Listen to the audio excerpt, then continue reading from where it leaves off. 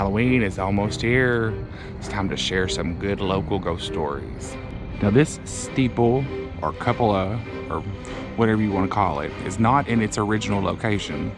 Its original location is not its original location either. And there's a story behind this, which is kind of a ghost story, but it's not true at all.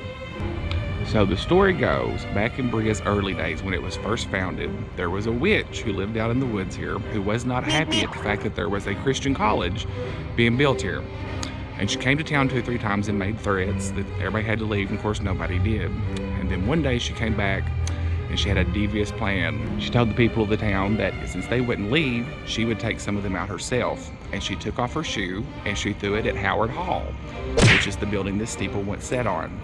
After she threw her shoe at the building, it sank into the ground with everybody in it, and that's where it remains to this day. That's the story, at least. Now, I told you the story is not true. This is something me and some friends made up a long time ago and would tell people who would come here to visit. Like when we have friends or relatives that would come, we would tell them that this witch threw her shoe at this building, it sunk into the ground, and that's all that was left sticking up from it, and that the people and everything were still in the ground. And I actually believe with everything in me, some people that we told that to believe it to this day. Now the real story of that, it came from the top of Howard Hall. And Howard Hall was a very historic building here in Berea because it was the first integrated college dormitory in the South, maybe the country, I'm pretty sure the South. So it was very historic, and it got moved on campus once from its original location up near Seabury out closer to the road, and eventually they had to tear it down because it was made out of wood and it was a fire hazard. If you ever come to Berea and somebody tells you a story about a witch throwing a shoe at a building and it sunk into the ground and that's the only thing left sticking up, it's a lie. We made that up a long time ago.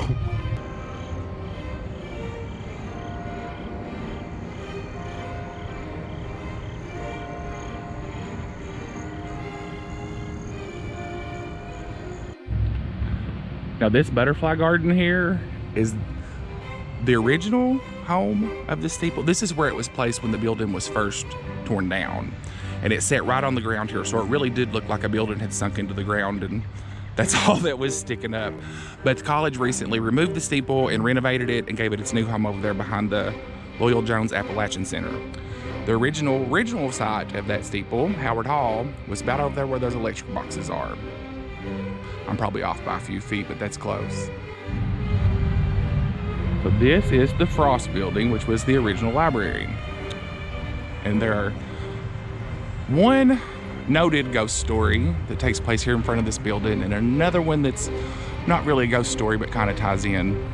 So there was a student tour guide in the 1980s giving a tour to prospective students. How many times I've recorded this trying to say that right? And they stopped here in front of Frost building, which, like I said, was the old library, when some students who were dressed in clothes that looked like they were from the 1960s came walking up and talking to them and explaining that this was the old library and giving them facts about it. And everybody was kind of confused, and then they vanished into thin air. Nobody knows where they came from, where they went, or if they were real. The second story really doesn't involve the building so much as it involves the sidewalk. And that's that the first noted or recorded murder in Berea history happened right here on the sidewalk, somewhere either near the Frost building or between Frost and Phelps Stokes. And that's when a student named Opal Sturgill was murdered by her boyfriend. This was back in the 1800s. Like I said, I've never heard any kind of ghost stories or anything to do with that.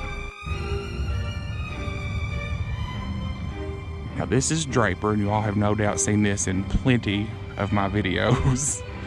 It's the landmark in town. I've heard ghost stories about Draper. Nothing in particular, anything that stands out, just people hearing things in there and bathrooms flushing and that kind of thing. Nothing I can really vouch for, anything I've been able to find anything in research, just word of mouth. And this building peeking up here in the trees is Pearson Hall, and it's a girls' dorm. It was built as a men's dorm back in the day. This is actually where Howard Hall, the steeple I told the story about, used to sit. There's a ghost story that I have heard firsthand from people who have gone to school here, and I've read about it online, and that's the runner who lives in Pearson Hall. So the story here at Pearson Hall goes, there is somebody who runs the 4th floor all night, just running. And according to students and the legend, the student who's running is a football player who was killed on Berea's football team back in the 1920s when his neck was broken during a game. And the legend continues that this student's family was so upset that they gave college a bunch of money to quit having a football team and to build different athletic facilities, and that's why we have the Seabury Center, because that student's last name happened to be Seabury. Now, there's no way this story can be true because Berea College has not had a football team since 1909, so he couldn't have been killed in the 1920s. Of course, y'all know this place from my vlogs and other people's too. This is Boone Tavern. And naturally, there are some ghost stories about here too. There are lots of stories about Boone Tavern when it comes to ghosts. The big one is that there was a little boy here named Timmy or Tommy or something like that back in the early 1900s who got sick and died in the hotel. And he still haunts, I think, the second floor. These are little charms they hang around campus to keep the ghosts and evil spirits away. I'm making that up. I have no idea what these are, why they're hanging here on this gazebo. This is one of my favorite buildings on campus. This is Fairchild Hall. It was also one of the first substantial buildings built on campus. As you can tell, it's not real small. And there's a really, really sad ghost story about this building involving a student. As the story goes, there was a female student who went here in the late 1800s who wound up getting pregnant by her boyfriend. When she told her boyfriend about this, he rejected her and promised never to speak to her again, and that, of course, broke her heart. So one night, when she was really depressed, she told all of her friends here in the dorm that she was going to go for a walk, and she left Fairchild Hall and walked into the woods behind the dorm and never came back. And now some students say they can hear her in a rocking chair up on the top floor of the building at night, rocking her baby. And some people say sometimes at night, up in that top round window, you can see a candle lit, because that's where she sits and rocks her child.